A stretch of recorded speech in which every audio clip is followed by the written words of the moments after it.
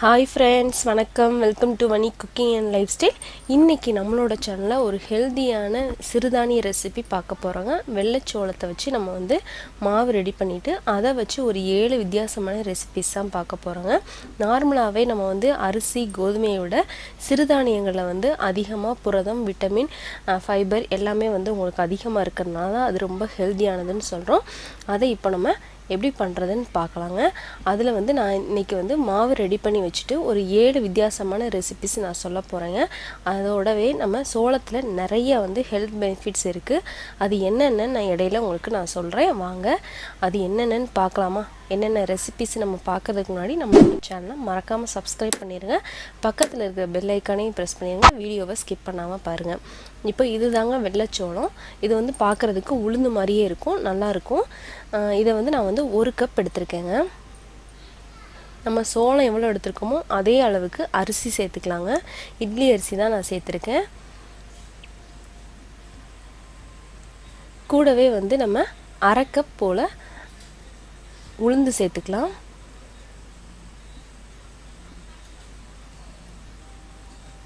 கொஞ்சமாக வெந்தயம் சேர்த்துக்கலாங்க.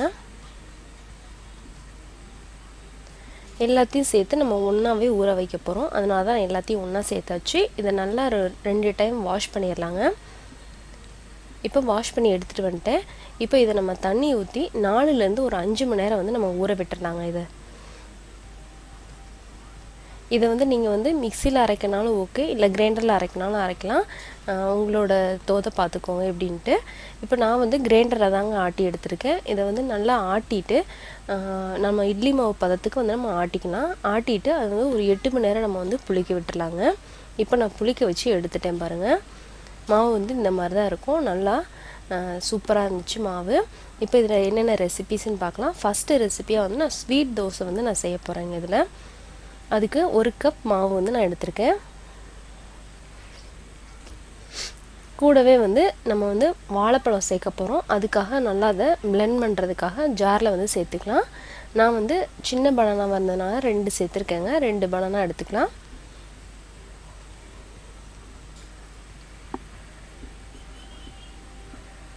கூடவே நல்ல ஒரு ஃப்ளேவருக்காக ஏலக்காய், 1 ஏலக்காய் சேர்த்துக்கலாம்.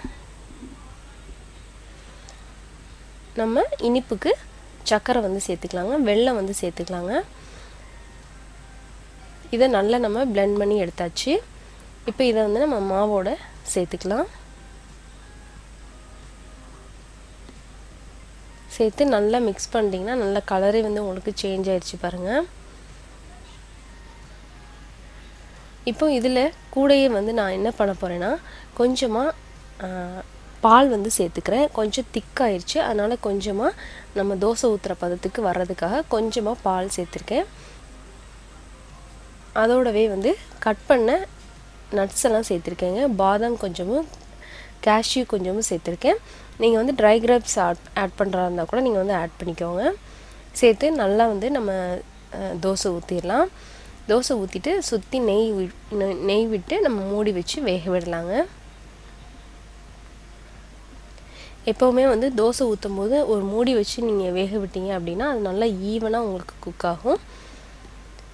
இப்போ குழந்தைங்களுக்கு கொடுக்கறதுனால எக்ஸ்ட்ரா கொஞ்சம் நெய் போட்டுக்கலான்னு நெய் சேர்த்துருக்கேன். நெய்யோட ஃப்ளேவர் ரொம்ப சூப்பராக இருக்கும் உங்களுக்கு இந்த தோசையில். அதோட நம்ம வெல்லம் சேர்த்துருக்கிறதுனால இது நல்லா ஒட்டிகிட்டு இருக்கும். அதனால கொஞ்சம் கேர்ஃபுல்லாக நீங்கள் எடுத்து விடுங்க. நல்லா சுற்றி எடுத்து விட்டுட்டு நீங்கள் திருப்பினீங்கன்னா நல்லாயிருக்கும் உங்களுக்கு. நல்லா இந்த மாதிரி பாருங்கள், நல்லா உங்களுக்கு கலரே சூப்பராக இருக்கும். இந்த ஹெல்த்தியான ஸ்வீட் தோசையை உங்கள் பசங்களுக்கும் செஞ்சு கொடுங்க. இப்போ ரெண்டாவதாக நம்ம தக்காளி தோசை எப்படி பண்ணுறதுன்னு பார்த்துடலாங்க. அதுக்காக தக்காளி நல்லா பழுத்த தக்காளி ஒரு 2 தக்காளி எடுத்திருக்கேங்க. நல்லா அதை மிக்சியில் சேர்த்துட்டு கூடவே காஞ்ச மிளகாவும் பூண்டு, சீரகம் சேர்த்துருக்கேங்க. காரம் உங்களுக்கு தேவையானாலும் நீங்கள் அட்ஜஸ்ட் பண்ணிக்கோங்க. சேர்த்து இந்த தக்காளிக்கு தேவையான அளவு உப்பு சேர்த்துக்கலாம். மாவில் ஆல்ரெடி உப்பு சேர்த்தாச்சு. அதனால் இதுக்கு மட்டும் உப்பு சேர்த்து நல்லா அரைச்சிட்டு அதை நம்ம மாவோடவே மிக்ஸ் பண்ணிடலாங்க.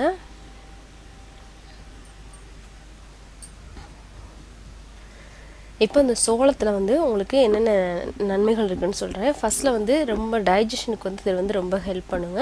ஏன்னா இதில் வந்து அதிகமான அளவு புரதமும் மாவுச்சத்தும் அதிகமாக இருக்கனால சீக்கிரமாக டைஜஸ்ட் ஆயிரும் உங்களுக்கு. இப்போ இதில் வந்து நான் கொஞ்சம் குட்டி குட்டியாக கட் பண்ண வெங்காயமும் கருவேப்பிலையும் சேர்த்து நல்லா மிக்ஸ் பண்ணியிருக்கேங்க. கருவேப்பிலை வந்து ஒரு நல்ல உங்களுக்கு ஒரு ஃப்ளேவர் கொடுக்குங்க.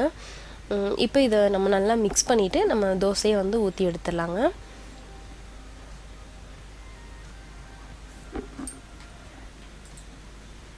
அதே மாதிரி வந்து உங்களுக்கு ஹார்ட்டுக்கு வந்து ஒரு நல்லா ஹெல்த்தியாக வச்சுக்கிறதுக்கு இந்த சோளம் வந்து உங்களுக்கு ரொம்ப ஹெல்ப் பண்ணுங்கள். இதில் வந்து நிறைய ஃபைபர் இருக்கிறதுனால நம்ம ரத்தத்தை வந்து நல்லா சுத்தப்படுத்துறதுனால உங்களோட ஹார்ட் வந்து நல்லா ஹெல்த்தியாக வச்சுக்கிறதுக்கு இந்த சோளம் வந்து ஹெல்ப் பண்ணும். இப்போ நம்மளோட தக்காளி தோசையும் ரெடி ஆயிடுச்சு. நல்லா கலர்ஃபுல்லான சூப்பரான தோசை. இதுக்கு சைடிஷ்ஷே வந்து தேவையில்லை, அவ்வளோ சூப்பராக இருக்கும். மூணாவதாக வந்து நம்ம இட்லி எப்படி செய்கிறதுன்னு பார்த்துடலாங்க. இட்லிக்கு வந்து நம்ம நார்மலாக இட்லி செய்கிற மாதிரியே உப்பு நல்லா கலந்துட்டு நம்ம வந்து இட்லி ஊற்றி எடுத்தோன்னா நம்மளுக்கு சோள மாவு இட்லி வந்து ரெடி ஆயிரும். இது வந்து நார்மலான இட்லி மாதிரி தான் நல்லா டேஸ்ட்டாக இருக்கும். கலர் மட்டும் கொஞ்சம் சேஞ்ச் ஆகும், மற்றபடி நல்லா டேஸ்ட்டாகவே இருக்கும். இதுக்கு வந்து சைடிஷ்ஷாக பார்த்திங்கன்னா தேங்காய் சட்னியும் எள்ளு பொடியும் சேர்த்து சாப்பிட்டிங்கன்னா ஒரு சூப்பரான டேஸ்ட் இருக்கும். ட்ரை பண்ணி பாருங்கள் இந்த ஈஸியான ரெசிப்பியை, ஹெல்த்தியான ரெசிப்பியும் கூட. இப்போ நம்மளோட இட்லி ரெடி ஆயிடுச்சு. ட்ரை பண்ணி பாருங்கள் இதையும். அடுத்ததான் வந்து நம்ம நார்மலான ஒரு தோசை வந்து எப்படி பண்ணுறதுன்னு பார்க்கலாம். இந்த நார்மலான தோசையும் வந்து நம்ம நார்மலான தோசை ஊற்றுற மாதிரியே தான் நம்ம இதையும் செய்ய போகிறோம். கொஞ்சம் தண்ணி விட்டு கரைச்சிட்டு நம்ம தோசைக்கல்லில் ஊற்றி எடுத்தோன்னா நம்மளோட சோள மாவு தோசை வந்து ரெடி ஆயிரும். நார்மலான தோசை மாதிரியே இது வந்து நல்லா கிறிஸ்பாக நீங்கள் பண்ணலாம். கொஞ்சம் கலர் மட்டும் டிஃபர் ஆகும், மற்றபடி டேஸ்ட்லாம் நல்லாயிருக்கும். ட்ரை பண்ணி பாருங்கள் இந்த தோசையும் கூட. இதுக்கும் வந்து சைடிஷாக வந்து தேங்காய் சட்னியும் எள்ளு பொடி வச்சுக்கிட்டிங்கன்னா ரொம்ப சூப்பராக இருக்கும். இப்போ நம்ம சோள மாவு தோசையும் ரெடி ஆயிடுச்சு. இதையும் நீங்கள் ட்ரை பண்ணி பாருங்கள் கண்டிப்பாக.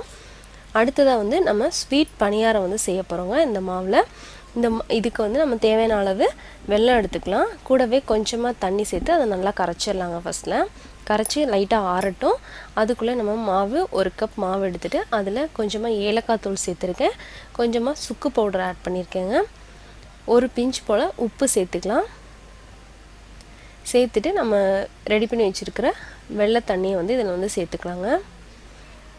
பாகுலாம் காய்ச்சணும்னு அவசியம் இல்லை, நார்மலாக நீங்கள் தண்ணியாக ரெடி பண்ணாலே உங்களுக்கு போதும். மிக்ஸ் பண்ணிவிட்டு நம்ம வந்து இப்போ பனியார மாவு ரெடி ஆயிடுச்சு. இதை இப்போ பனியார பேனில் ஊற்றிடலாம். நம்ம ஸ்வீட்டாக பண்ணுறதுனால நான் வந்து நெய் சேர்த்துருக்கேன். இதுக்கு நெய் சேர்த்திங்கன்னா ஒரு நல்ல ஃப்ளேவர் உங்களுக்கு கிடைக்கும். எப்போவுமே வந்து பனியாரம் ஊற்றும் போது ஒரு 3/4 பாகத்துக்கு மட்டும் நீங்கள் வந்து மாவு ஊற்றுங்க. அப்போ தான் வந்து நீங்கள் எடுக்கும் போது கரெக்டாக உங்களுக்கு நல்ல ஒரு ஷேப்பாக இருக்கும். இல்லைன்னா மாவெல்லாம் வந்து வெளியில் வந்துடும். அதை கொஞ்சம் கவனிச்சுக்கோங்க. இப்போ இந்த சோளத்தில் உள்ள அதுக்கு முன்னாடி நம்ம பனியாரமும் ரெடி ஆயிடுச்சு.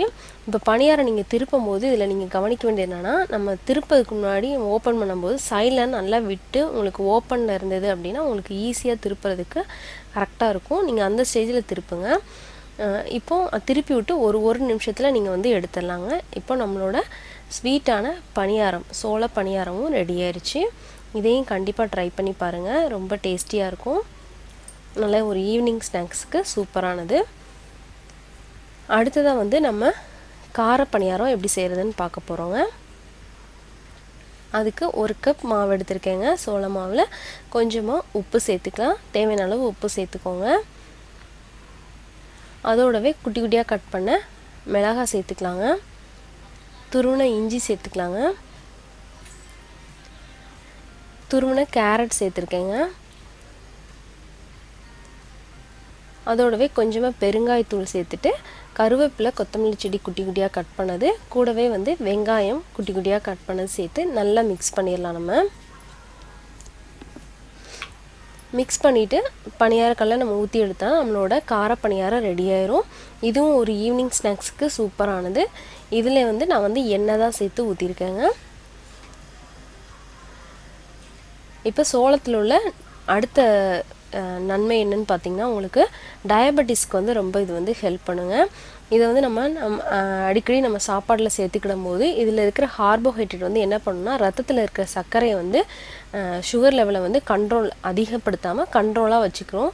அதே மாதிரி உங்களுக்கு வெயிட்டை வந்து ரெடியூஸ் பண்ணுறதுக்கு உங்களுக்கு வந்து இது வந்து ஹெல்ப் பண்ணுங்க. நெக்ஸ்ட்டு பார்த்திங்கன்னா உங்களுக்கு போனெல்லாம் வந்து ரொம்ப ஸ்ட்ராங்காக ஆக்கிறதுக்கு உங்களுக்கு இந்த சோளம் வந்து ரொம்ப ஹெல்ப் பண்ணுங்க. இப்போ நம்மளோட காரப்பணியாரம் ரெடி ஆயிடுச்சு. இதையும் கண்டிப்பாக ட்ரை பண்ணி பாருங்கள், ரொம்ப சூப்பராக இருக்கும். அடுத்ததாக லாஸ்ட்டாக வந்து நம்ம அடை தோசை செய்ய போகிறோங்க சோள மாவு வச்சு. அதுக்கு மாவில் வெங்காயம் சேர்த்துருக்கேன், நல்லா குட்டி குட்டியாக கட் பண்ணி சேர்த்துக்கோங்க. கூடவே வந்து காரத்துக்கு பச்சை மிளகாய் சேர்த்துக்கலாம், கொஞ்சமாக இஞ்சி சேர்த்துக்கலாங்க, கொஞ்சம் சீரகம் சேர்த்துக்கலாம், கருவேப்பிலை சேர்த்து நல்லா மிக்ஸ் பண்ணியாச்சு. இப்போ இதை நம்ம கொஞ்சம் திக்காக நம்ம ஊற்றி எடுத்துக்கலாங்க.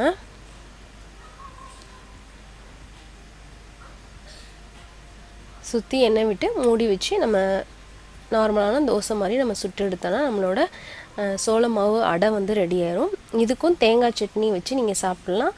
இல்லை உங்களுக்கு சாம்பார் வச்சு சாப்பிட்ணுன்னு நினச்சிங்கன்னா அதுவும் நல்லா ஒரு சூப்பரான சைட் டிஷ் தான். ட்ரை பண்ணி பாருங்கள். இப்போது நெக்ஸ்ட்டு பார்த்திங்கன்னா நம்ம வெயிட் லாஸ்க்கு வந்து இந்த சோளம் வந்து உங்களுக்கு ரொம்ப ஹெல்ப் பண்ணுதுங்க. அதே மாதிரி நோய் எதிர்ப்பு சக்திக்கும் ரொம்ப ஹெல்ப் பண்ணுது. இந்த மாதிரி நிறைய ஹெல்த் பெனிஃபிட்ஸ் இருக்கிற இந்த சோளத்தை வச்சு இந்த 7 டிஷ்ஷையும் நீங்கள் வந்து ட்ரை பண்ணி பாருங்கள். ஒரு நாள் மாவாட்டினீங்கனாலே இந்த 7 டிஷ்ஷையும் வந்து நீங்கள் ட்ரை பண்ணிடலாம். ரொம்ப சூப்பராக இருக்கும். ட்ரை பண்ணி பார்த்துட்டு உங்களோட ஃபீட்பேக்கை எனக்கு கண்டிப்பாக சொல்லுங்கள். அதோடவே பிடிச்சிருந்ததுன்னா லைக் பண்ணுங்கள், உங்கள் ஃப்ரெண்ட்ஸ் ஃபேமிலி மெம்பர்ஸ்க்கு ஷேர் பண்ணுங்கள், நம்ம சேனலுக்கு மறக்காமல் சப்ஸ்கிரைப் பண்ணுங்கள். தேங்க்யூ ஃபார் வாட்சிங்.